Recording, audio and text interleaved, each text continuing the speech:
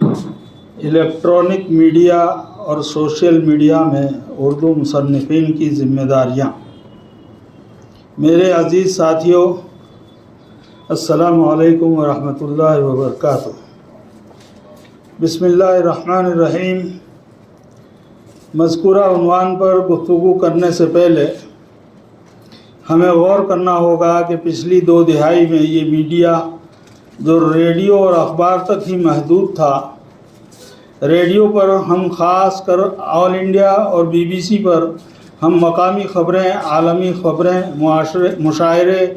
नाते, गज़लें सुनते और अखबारों में हमारे मुल्की और गैर मुल्की वाक़यात के मुताले के बाद हम अपने मारूफ़ व मरगूब मुसन्निफ़ीन के मज़ामीन तलाशते थे। उस ज़माने में मुसन्निफ़ीन को शोहरत याफ्ता अखबार में जगह बनाने के लिए कितनी मिन्नतों समाजत सदर साहब उस ज़माने में मुसन्निफ़ीन को शोहरत याफ्ता अखबार में जगह बनाने के लिए कितनी मिन्नतों समाजत मशक्क़तों जद्दोजहद करनी होती थी। और उर्दू अखबार ख़ास तौर पर उर्दू दुनिया और ख़ातून मशरिक़ के लिए तो कबल अज़ इशाअत ही एडवांस बुकिंग करवाना होता था। किस्सा मुख्तसर, ज़ायकीन और शायकीन के लिए अच्छे मुसन्निफ़ीन को ढूंढना जितना मुश्किल था, उतना ही मुश्किल मुसन्निफ़ीन को अपने आर्टिकल को उजागर करना था। हर मुसन्निफ़ की फितरत में है कि वो अपने ख़यालात को मक़ालात, मकतूबात, अशआर, हमदुनात, गज़ल, मज़ामीन वग़ैरह में ढाल लें और क़ारीन की कसरत तादाद तक पहुँचाएँ। मोबाइल और सोशल मीडिया ने उनकी ये ख्वाहिश को अच्छे खासे तौर पर मुकम्मल कर दिया। मसलन आप अच्छे मुक़र्रिर हो तो अपने घर में बंद कमरे में अच्छी तकरीर करके यूट्यूब, फेसबुक, इंस्टाग्राम के ज़रिए अवामो ख़वास तक पहुंचा सकते हो। हम्द, नात, गज़ल के लिए भी यही तरीक़ा इस्तेमाल हो सकता है। मक़ालात व मकतूबात की इशाअत के लिए अब प्रिंटिंग प्रेस पर भी जाने की ज़रूरत नहीं है। किसी अच्छे कंपोज़र से अपनी किताब कंपोज़ करा के उसकी PDF फाइल बनवा लो और दोस्तों में उसका इजरा कर दो। व्हाट्सएप, टेलीग्राम जैसी कई एप्लीकेशनें हैं जो आपके मज़ामीन और मकातीब को सैकड़ों नहीं लाखों क़ारीन तक पहुंचा सकती हैं। सोशल मीडिया के इस आलमी बहरान में हम अपनी महफिली नशिस्तों को वीडियो, ऑडियो के साथ लाइव भी कर सकते हैं, जैसा कि मैं करता चला आया हूँ, और महफूज भी करते हैं। फिर भी हम सोशल मीडिया के गलत इस्तेमाल के नताइज भी सिर्फ महसूस ही नहीं बल्कि भुगत रहे हैं। हमारी नई नस्ल, जिनको अभी अखलाकियात, तहज़ीब व तमद्दुन, सलीका और शिआर की असद ज़रूरत है, वो अपने बड़े बुज़ुर्गों की नसीहतों से कोसों दूर हैं। और हम जैसे सीनियर भी उनकी सरकशियों में गोते लगाकर बदहाल ज़माना को खैर व खुश आमदीद कर रहे हैं। शादियाँ, सालगिरह के मौक़े पर नौनिहालों की रंगरेलियाँ देखने और ताली बजाने में बहैसियत बुज़ुर्ग पहली सफ में हम नज़र आते हैं। मुआशरे के ये त्यौहार और खुशियों के इन मुज़ाहिरों की तनकीद मकसूद नहीं है, बल्कि मुसन्निफ़ीन को याद दहानी है कि इलेक्ट्रॉनिक और सोशल मीडिया ने जब आपका दामन थामा ही है, तो क्यों न हम भी अपनी नस्लों को उन्हीं की ज़बानों में सबक सिखाएं। मुसन्निफ़ीन की ये ज़िम्मेदारी है कि त्यौहार और खुशगवार रंगीनियों के मुज़ाहिरों से पहले ही हम उनको अपने कलाम व मकतूबात के ज़रिए अच्छे बुरे पहलुओं को रोशनास कराएं और सोशल मीडिया के ज़रिए उन तक हमारे नासिहाना कलिमात पहुँचाएँ। मुझे उम्मीद है कि हमारी नस्लें इसको दीदा व दानिस्ता न सही, लेकिन एक तहज़ीबी सलीक़ा समझकर सुनेंगी और पढ़ेंगी, और उन तक ये इल्म जो आपने इस्लाह की गरज से भेजा है उस पर कमोबेश अमल भी होगा, क्योंकि इल्म की भी यही फितरत है। वो आता है تو اپنے دوست عمل کو ساتھ لے کر آتا ہے۔ اس لیے مصنفین کو مایوس نہیں ہونا کہ ہماری توتی اس بدنام زمانے میں کون سنے گا، بلکہ ہماری دوہری ذمہ داری ہے کہ ہمارے میں جب جب بھی جو اصلاحی خیال آئے اسے قلم طراز کریں یا اپنے موبائل میں رقم طراز کریں اور عوام و خواص تک پہنچانے میں دریغ نہ کریں۔ بھاگوت گیتا کے ایک شلوک کا ترجمہ ہے کہ کیا ہوا کبھی بیکار نہیں جاتا، ہر کیا ہوا کام کام کا ہوتا ہے۔ اسی کے ساتھ ساتھ اردو ادب اور زبان میں تلفظ اور املا اور کلام میں ہمیں جو خامیاں نظر آ رہی ہیں اس کے علاج کے لیے بھی یہی سوشل میڈیا ہی کارآمد بن سکتا ہے۔ اپنے موبائل کے ذریعے ہم اچھے اشعار، غزلیں اور کلام بھی سنا سکتے ہیں یا تحریری شکل دے کر اردو اساتذہ اور طلباء کے فون نمبر حاصل کر کے ان تک پہنچا بھی سکتے ہیں۔ تحدیث نعمت کے طور پر میں کہنا چاہوں گا کہ میرے موبائل میں نے 9700 فون نمبر محفوظ کیے ہیں اور ان کو 50 سے زیادہ الگ الگ گروپوں میں تقسیم کیا ہے۔ اردو ادب، گجراتی شبد لوگ، فوڈ اینڈ ریسیپی، ملی اتحاد، ڈی ایکشن بزنس، مفتیان، علماء وغیرہ عناوین سے وہ گروپ جاری اور ساری ہیں، اور جب بھی مجھے کوئی اصلاحی خیال ذہن میں آتا ہے اس کو مرتب کر کے منسلک گروپ میں اشاعت کرتا ہوں۔ لیکن سب سے بڑی پریشانی اور دقت یہ ہے کہ پچھلے 7 سال سے نفرت، عریانیت، مار پیٹ، لنچنگ، سیاسی حکمران کی تنقیدیں اتنی زیادہ فارورڈ ہو رہی ہیں کہ کبھی کبھی گروپ سے اخراج یا خارج کی نوبت آ جاتی ہے۔ بہت اچھا ہے۔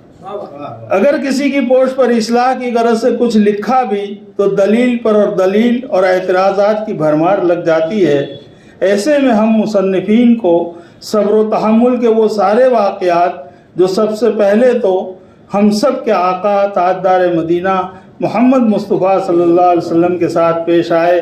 کہ ایک بڑھیا آپ کے راستے میں کانٹے ڈالتی ہے اور روز ڈالتی ہے، پھر بھی اس کی غیر حاضری کو محسوس کر کے آپ صلی اللہ علیہ وسلم اس کی عیادت کو جاتے ہیں۔ اسی طرح جب آپ صلی اللہ علیہ وسلم کو وَأَنذِرْ عَشِيرَتَكَ مِنَ الْأَقْرَبِينَ، عشیرتک الاقربین کا حکم ہوتا ہے، تو آپ صلی اللہ علیہ وسلم اپنے خاندان کے 40 افراد کو کھانے کی دعوت دیتے ہیں، جس میں ابو جہل اور ابو لہب بھی شامل ہوتے ہیں، اور کھانے کے بعد جب آپ کلمۃ الحق کی دعوت دیتے ہیں تو اسی مجلس میں ہاتھا پائی بھی ہو جاتی ہے،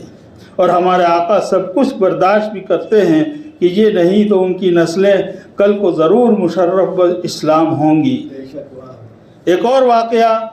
طائف کا کہ آپ صلی اللہ علیہ وسلم سفر کر کے طائف پہنچتے ہیں اور اعلی کلمۃ الحق کے ساتھ اپنے نبی ہونے کا دعویٰ پیش کرتے ہیں، تو طائف والے جو کہ وقت کے بڑے کسان نہیں باغبان تھے، انگور اور کھجور کی اعلیٰ پیداوار کے مالک تھے، وہ آپ پر فقرے کستے ہیں کہ کیا اللہ کو ہم میں سے کوئی نہیں ملا تو آپ کو نبی بنا کر بھیجا۔ اور پھر وہ ہوا کہ آپ صلی اللہ علیہ وسلم کو بچوں کے حوالے کیا جاتا ہے کہ ان کو پتھراؤ کر کے اپنے علاقے سے خارج کرو، چنانچہ کیا گیا، تو آپ صلی اللہ علیہ وسلم کی نالین مبارک بھی خون آلود ہوتی ہیں۔ تب بھی تھوڑا امان ملنے پر راستے ہی میں ایک پہاڑی پر 2 گانا ادا کر کے رب کائنات سے ان الفاظ میں دعا کرتے ہیں کہ اے میرے رب، تو مجھے کس کے حوالے کرتا ہے جو میری بات سن کر ترش روح ہوتا ہے، لیکن رب العالمین میں تجھ سے التجا کرتا ہوں کہ ان کی نسلوں میں ہدایت کے چشمے جاری فرما۔ اور ویسا ہی ہوتا ہے، اور ان میں سے حضرت عبداللہ ابن عباس جیسے جلیل القدر مفسر قرآن پیدا ہوتے ہیں۔ حضرات، یہ اس زمانے کا سوشل میڈیا، جبکہ معاشرے میں جہالت اور گندگیاں اتنی عام تھیں کہ لڑکیوں کو زندہ درگور کیا جاتا، بیوہ کو ننگی کر کے خستہ اونٹ پر بٹھا کر جنگل میں چھوڑ دیا جاتا،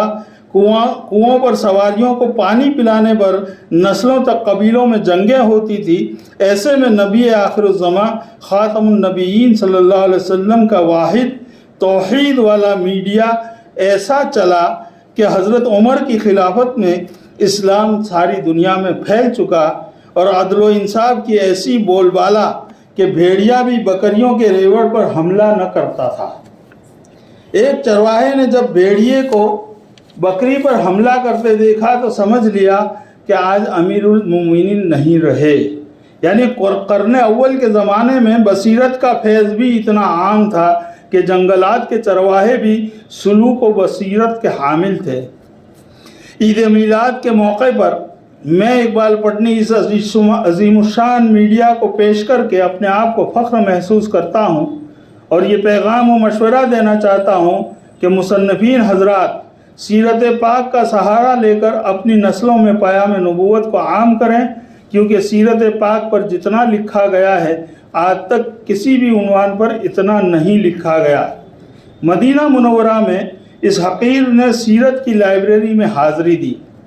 وہاں ایک الماری میں ڈاکٹر عبدالجبار رفاعی، یہ لائبریری مسجد نبوی میں اوپر کے حصے میں ہے جہاں سے